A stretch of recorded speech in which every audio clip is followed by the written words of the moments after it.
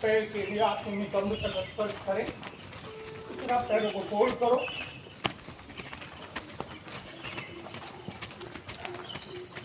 दोनों हाथ कमर पर फोकस करिए, पैर के घुटनों को ऊपर सीधे तक लाने का अभ्यास।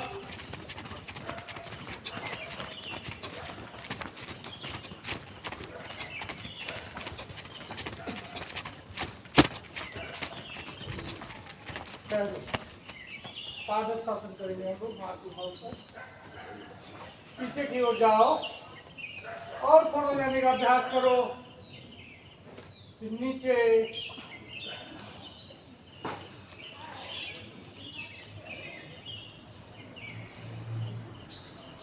ऊपर,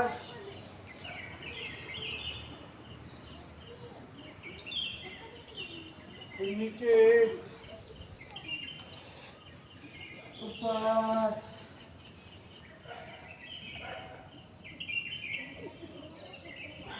नीचे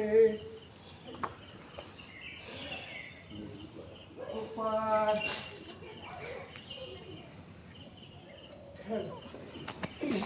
मैट पे आ गया और सूर्य नमस्कार करेंगे 5 बार मुद्रा में आओ। 1 2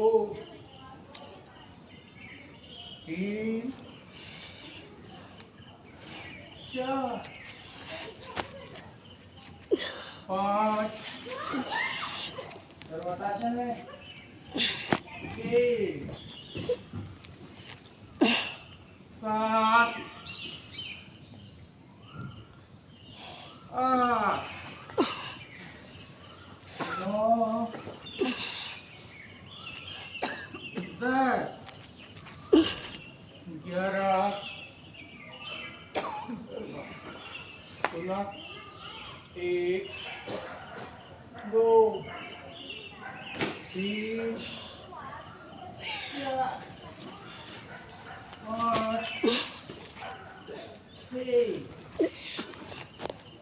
7 8 9 10 11 12 1 2 3 4 5 6 7 8 9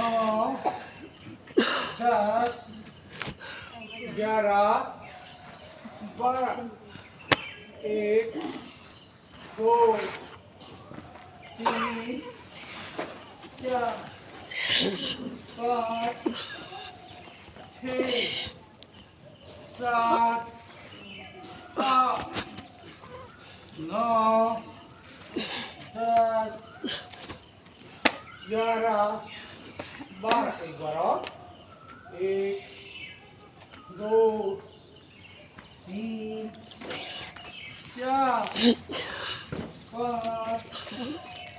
6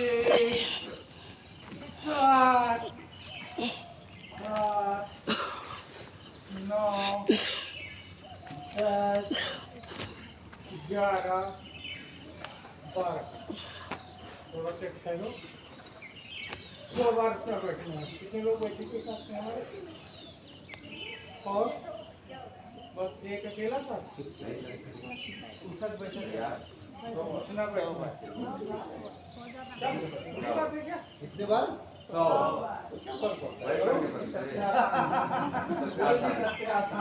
सबसे आसान है उसका बैठना गिर जाएंगे 1 2 3 4 5 6 7 8 9 अरे डरो नहीं भाई 20 30 40 50 60 70 80 90 ये शो हो गया ना बैठो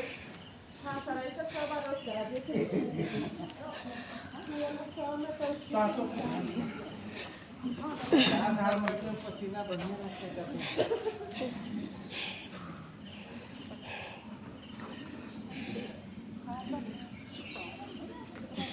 भस्त्रिका प्राणायाम की ओर हम अगर कर लीजिए दोनों नासिका छिद्रों से प्राणवायु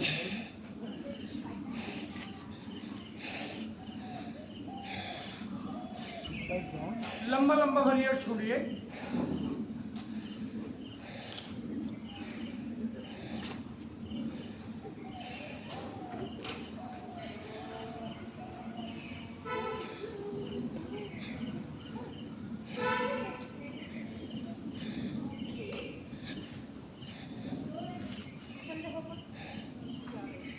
सामने हाथ लगा के देखिए दोनों नासिका छिद्र चल रहे हैं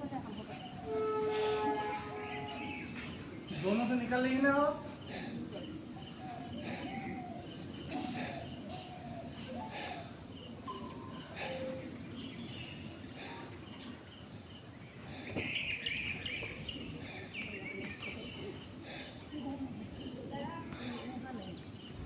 मन को एकाग्र करो सारा फोकस प्राणवायु पर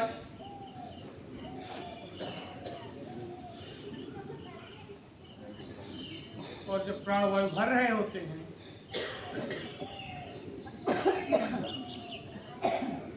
तो एक मन में अनुभूति करो ऐसे विचार आपके मन में उत्पन्न होने चाहिए कि उषा काल की बेला में प्राणवायु औषधि की भांति मेरे दोनों नासिका छिद्रों से आपके मन मंदिर में प्रवेश कर रही है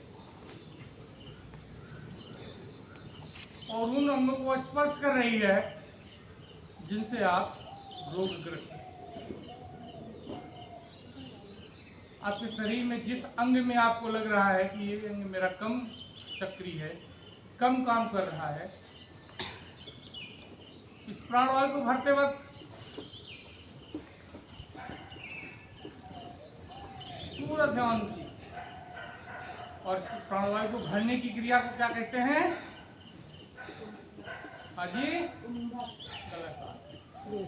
पुरानी हो गई पूरक कहते हैं ठीक है ना और जब बाहर निकालते हैं तो क्या कहते हैं बस इतनी देर में थक जा रहे तो बहुत गलत बात है शरीर का सामर्थ्य आपको बढ़ाना है अपने आप ठहरो को थक गए हो तो आगे क्या करना है आपको ध्यान मुद्रा ज्ञान मुद्रा में बैठ करके छोटे छोटे सूक्ष्म व्यायाम करें उसे अंदर कर लो मुट्ठी बांधो और कलाई से मूवमेंट करो हाथ पूरा स्ट्रेट होना चाहिए कोण में क्लॉकवाइज और एंटी क्लॉकवाइज सिर्फ कोहनी से ही मूवमेंट फिर धीरे धीरे कोहनियों को मोड़ो शरीर में कितनी नस नाड़ियां होती हैं गुरुजी ने कई बार बताया है संख्या याद है बोलो 72,10,214 अभी बताया कि नहीं अलग अलग मत है आपको प्राणायाम रहस्य अपने सबके पास है ना सबको मिल गई ना पूरा बाहर क्यों बाकी तो पहले से प्रशिक्षण लिए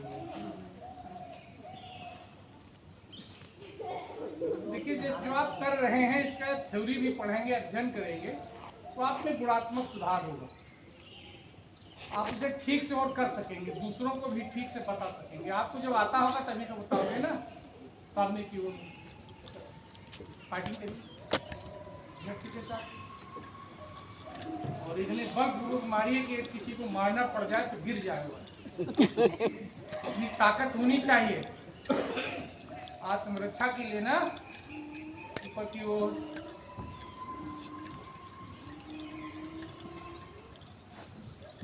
दोनों हाथ फिक्स करो और पीछे दोनों कोहनियों को आपस में जोड़ने का प्रयास करो। एक, दो, बलपूर्वक, 3, 4, 5, 6। एक हाथ दाहिने कान के ऊपर रखो, दबाओ, एंटी प्रेशर दो। 1 और तक लगाओ। 2, 3, 4। फिर दाहिनी ओर 5, बलपूर्वक लगाओ। 6, 7, 8। झुक करके नहीं बैठते, रीढ़ जो आपकी सीधी होनी चाहिए आपको जी। ज्ञान चक्षु खुले रहते हैं, ज्ञान की आंखें खुलती हैं जब आपकी रीढ़ की रीढ़ की हड्डी आपको यूं बैठे घुट कर बहुत मरीज बन करके बैठने की जरूरत नहीं। योग की कक्षा में हो, आपके पाश्चर से ही पता चलना चाहिए कि आप योग की कक्षा में जाते हो, ठीक है ना। भले ही थोड़ी देर बैठो, धीरे धीरे अभ्यास करो, लेकिन आपका बिल्कुल स्ट्रेट होना चाहिए बॉडी पर। अब गर्दन को मूवमेंट करना है, नीचे की ओर झुकाओ और आंख बंद करते हुए जाओ। ग्रीवा को नीचे की ओर झुकाओ, चिन को लगाओ अपने सीने से, आंख खोलते हुए ऊपर की ओर, और देखो खुले आसमान में ऊपर की ओर। पीछे ले जाओ गर्दन, देखो कितनी दूर तक जा पाती है। फिर एक बार नीचे, आंखें बंद, ऊपर,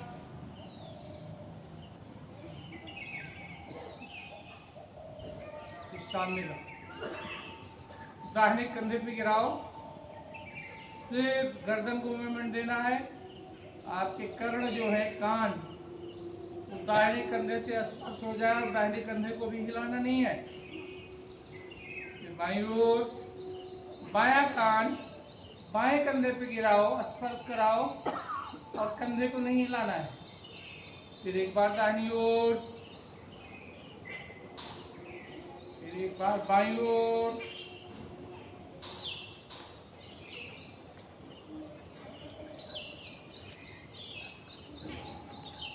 फिर सीधे दाहिनी ओर मूवमेंट करो सिर्फ गर्दन से।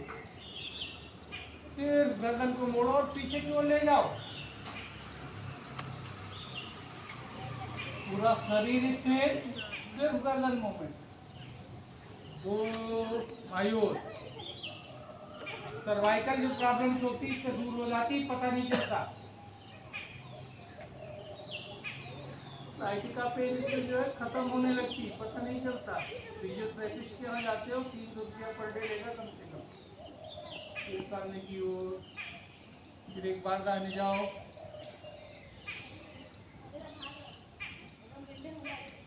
फिर बाईं ओर,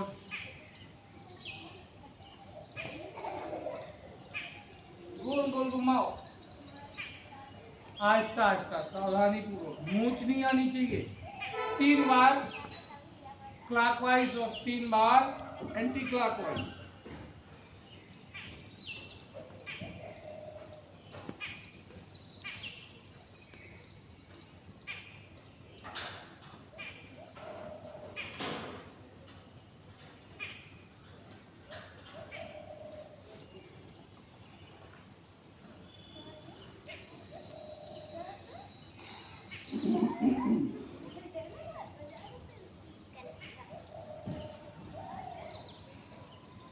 पैर के घुटनों पे आओ,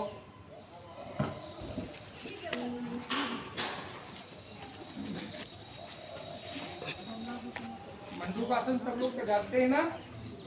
मंडूकासन से होने वाले लाभ के बारे में बताइए कि क्या क्या लाभ होता है मंडूकासन से। मधुमेह, हाँ, डायबिटिक लोग हो जाते हैं ना, क्यों होते हैं इसका रीजन पता है ना। बॉडी में एक पार्ट होता है पेनक्रियाज बोलते हैं, वो इंसुलिन की मात्रा को बराबर रखता है। तो ग्लूकोज जो होता है वो नॉर्मल सर्कुलेशन में रहता है ब्लड में। जब वो निष्क्रिय होने लगता है, काम धीरे धीरे काम करना शुरू करता है, तो आप डायबिटिक होना शुरू हो जाता है। दोनों हाथों को लंबे करो, फोल्ड करो, मुट्ठी बांधो और नाभि पे रखो, सांसों को छोड़ते हुए बाहर और झुक जाओ नीचे, दृष्टि सामने की ओर रखो। यहीं पे 5 बार कपालभाति करो।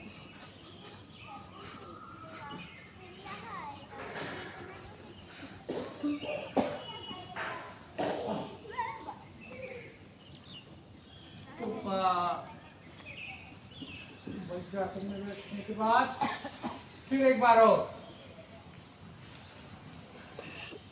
इंसुलिन जनरेट होने लगता है, पेनक्रियाज सक्रिय हो जाता है।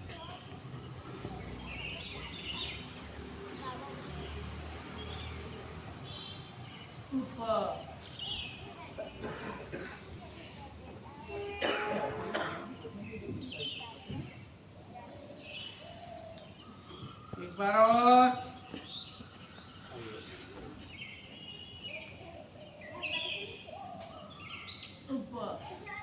मुट्ठी खोल लेते हैं, बाई हथेली नीचे, दाहिनी से ऊपर, ठीक है। झुकिए नीचे की ओर, क्रिया वैसे ही करनी है।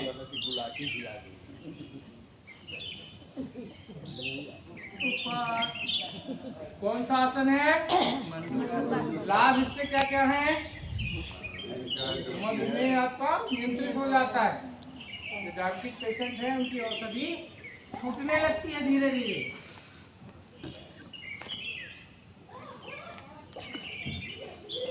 समझने का अभ्यास, दोनों पैरों में थोड़ी सी दूरी बढ़ाओ, हाथों को उठाओ और रखिए नीचे, लंबा नीचे।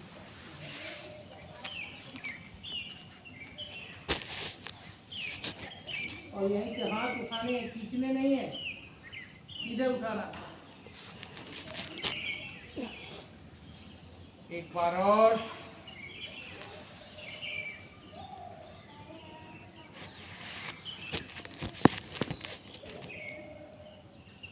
ऊपर गौमुख आसन में बैठिए।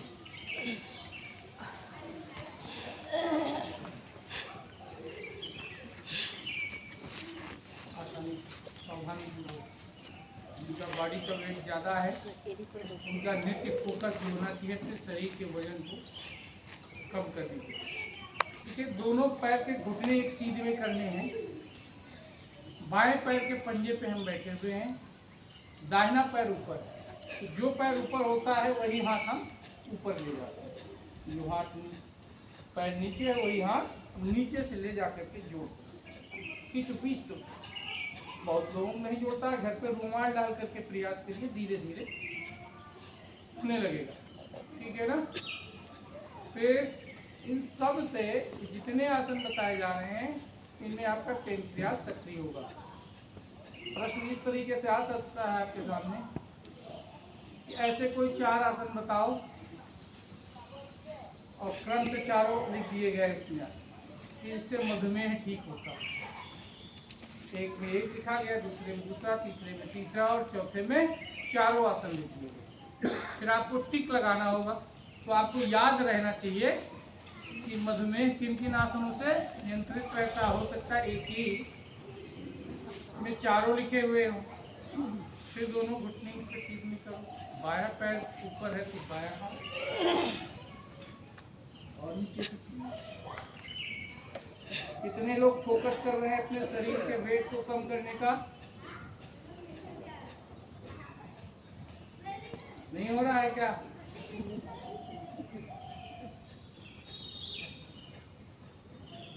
देखिए, सबसे सरल तरीका इसका ही होता है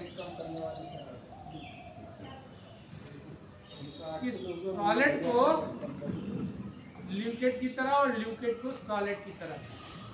कल बताया था ना, क्या जाओ ऐसे नीचे बैठो, बीच में हाथ डालो, खड़े हुए पैर को पकड़ो, तो हाथ नीचे गर्दन मोड़ो, चेंज कर लेते हैं हाथ।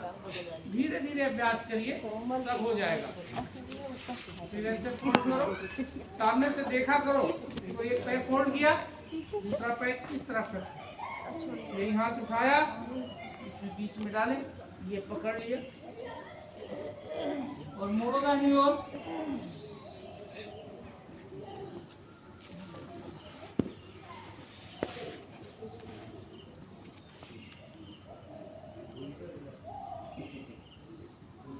आ जाओ।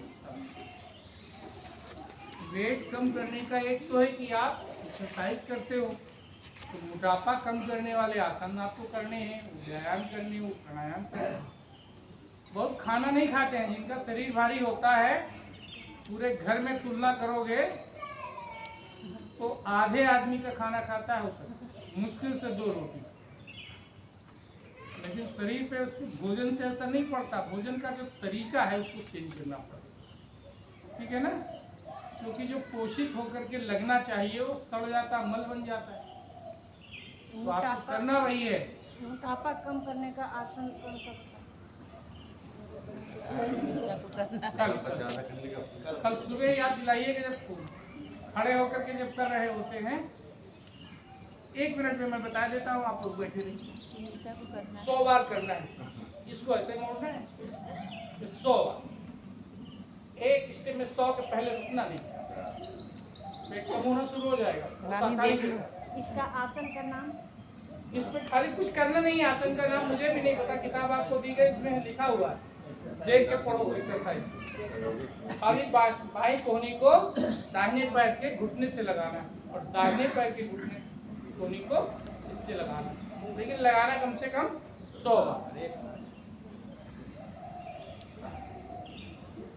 अगले प्राणायाम के उन्मुख हो जाओ। ज्यादा देर बैठने में दिक्कत तो नहीं होती, पैर हिला लिया करो जब बीच बीच में जरूरत पड़े। अगला प्राणायाम कौन सा है आपका? कपालभाति। कपालभाति होती है तो वेद पढ़ते हैं आप लोग, पढ़िए वेद। कौन पढ़ेगा? आप पढ़ेंगे? आ जाओ, ऊंचाई के बगल में आओ। कितने वेद हैं? कौन कौन से? और उनके उपवेद कितने?